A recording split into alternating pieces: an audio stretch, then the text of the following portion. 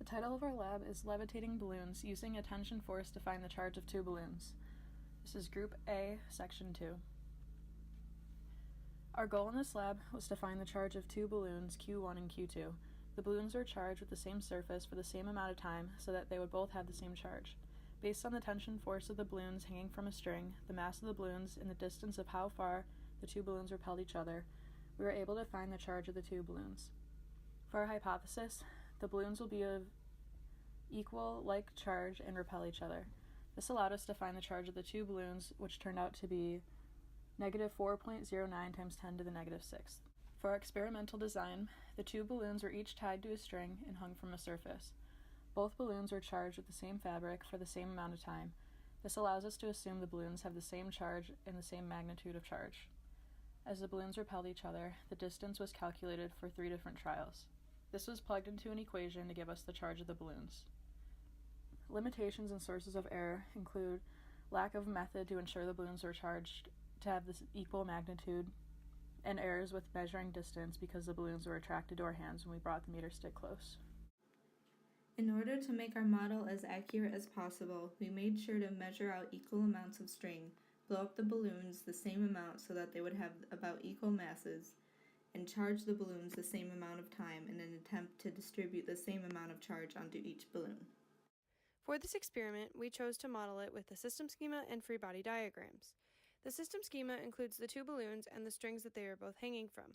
There is an electric repulsive force between the balloons and a tension force between each balloon and the string it is hanging from. In the free body diagrams, we show that there is an electric force pointing in the opposite direction of the balloon it is repelling, a gravitational force that pulls downward on the balloons, and the tension force that acts on the balloons at an angle we found to be at a little over 80 degrees. The data we decided to collect for this experiment was the mass of the balloons, the length of the string used to hang each balloon, and the distance the balloons repelled from each other during each trial. To determine the charge of the balloons, we had to use the concept of force in free body diagrams. The net force of the blue balloon is seen here and can be broken up into an x and y component. Since the balloon is not moving, the net force is 0, and the x and y force vectors should cancel out in their respective planes. Before determining the values of each vector, we had to figure out the angle made by the string when the balloons repelled each other. This was found using the law of cosines equation and plugging in the numbers to ultimately get an angle of 80.75 degrees. After that, we had to solve for the force of gravity, which came out to be negative 28.518.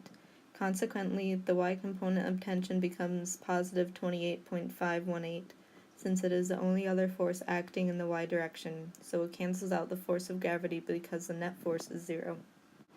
Then we solved for the x component of tension using Pythagorean theorem, and found that force to be negative 4.64. Although initially a positive value, we represent it as negative because of our reference frame. Now we know that the electric force is positive 4.64 since it is the only other force acting in the x direction, so it cancels out the x component of tension since the net force is 0. We can now use the electric force equation shown here to plug in the numbers and solve for Q, which is the charge. We found this charge to be negative 4.09 times 10 to the negative 6th. And since the balloons were nearly identical, we can assume that this was the charge found on the orange balloon as well. Since the balloon was electrically neutral before becoming charged, we found the electrons transferred to the balloon by taking the charge of the balloon and converting that charge into number of electrons. This gave us an answer of 2.55 times 10 to the 13th.